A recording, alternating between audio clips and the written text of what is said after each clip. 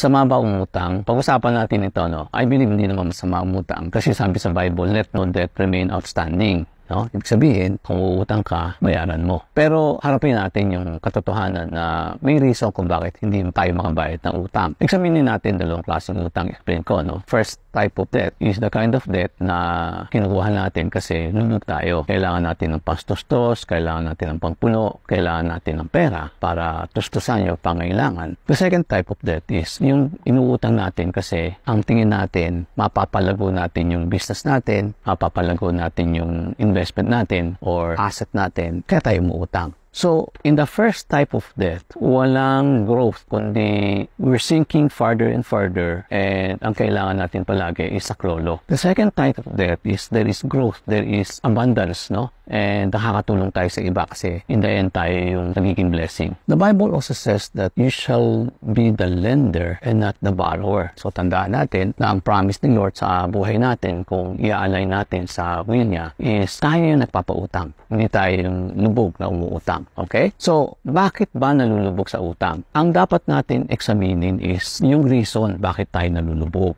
It could be habitual patterns. It can be the way we look at pleasures, the way we relate to friends. Pag umutang, readily, papautangin natin. Hindi na tayo nag-iisip. In other words, wala tayong plano, wala tayong vision for ourselves, wala tayong vision for our family, and therefore, bara-bara na lang. Kaya nalulubog. But if we deal with the patterns na nagdadala sa atin sa paglubog, if we learn how to develop new habits, maybe we have to consult others, bakit ba nagkaganito? If we become honest and deal with the habits, no, and change them, makakaahon tayo. And I believe na makakapunta ka sa second type of debt na umuutang ka in order to increase your resources para maging blessing ka sa iba. Walang masama. The Bible says, pay your debts. And God's will is for us to be the lender and not the borrower.